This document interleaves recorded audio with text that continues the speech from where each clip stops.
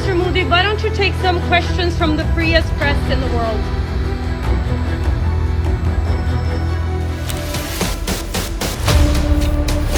प्रधानमंत्री नरेंद्र मोदी के नॉर्वे दौरे के दौरान हुई एक घटना ने अंतर्राष्ट्रीय मीडिया और सोशल मीडिया दोनों में बहस छेड़ दी है। मामला नॉर्वेजियन पत्रकार हेली लिंग से जुड़ा है, जिन्होंने प्रेस ब्रीफिंग के दौरान ऐसा सवाल पूछने की कोशिश की जिसे लेकर अब भारत में तीखी प्रतिक्रिया देखने को मिल रही है।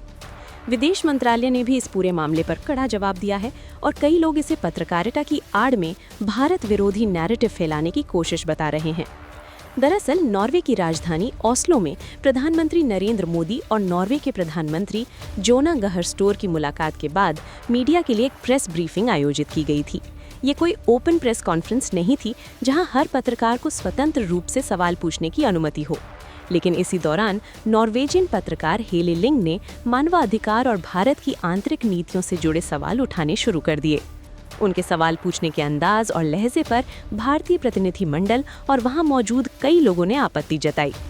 सबसे ज्यादा विवाद तब हुआ जब प्रेस ब्रीफिंग के दौरान विदेश मंत्रालय की ओर से जवाब दिया जा रहा था और उसी बीच हेली लिंग अचानक कमरे से बाहर चली गईं।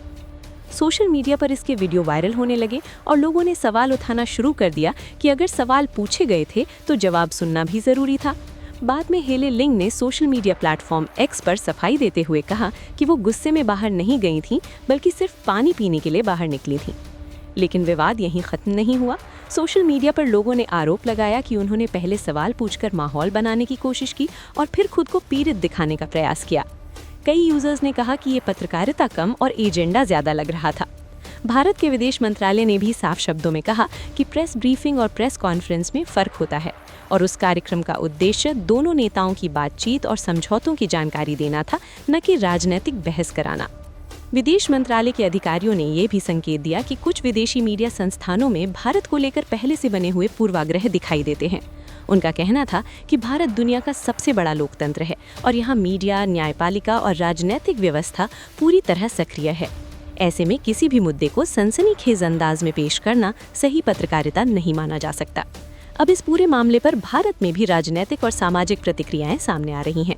कई लोगों का कहना है कि पश्चिमी मीडिया अक्सर भारत को उसी नजरिए से दिखाने की कोशिश करता है जो दशकों पुराने स्टीरियोटाइप्स पर आधारित है। वहीं कुछ लोगों ने ये भी कहा कि पत्रकारों को सवाल पूछने का अधिकार जरूर है, लेकिन सवाल पूछने और राजनीतिक बयान देने में फर्क होता है। हेली लिंग ने अपनी एक्स पोस्ट में लिखा कि वो किसी सरकार की एजेंट नहीं है और उनका काम सिर्फ पत्रकारिता करना है। उन्होंने कहा कि पत्रकारिता का काम सिर्फ तैयार जवाब सुनना नहीं, बल्कि कठिन सवाल पूछना भी है। हालांकि भारत में कई लोगों ने इस तर्क को खारिज करते हुए कहा कि अगर सवाल पूछे जाएं तो जवाब सुनने और तथ्यों को समझने की जिम्मेदारी भी पत्रकार की होती है। इस घटना ने एक बार फिर ये बहस शुरू कर दी है कि क्या अंतर्राष्ट्रीय मीडिया भारत को निष्पक्ष नजरिए से देखता है या फिर अब भी पुराने राजनीतिक चश्मे से आंकने की कोशिश करता है।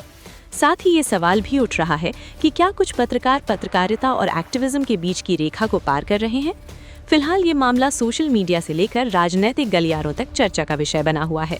भारत सरकार ने साफ कर दिया है कि वो किसी भी गलत नैरेटिव का जवाब तथ्यों और मजबूती के साथ देगी।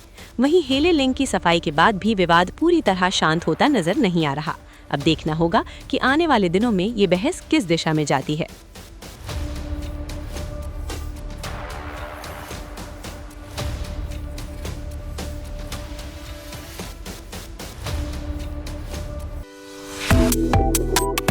Subscribe to One India and never miss an update.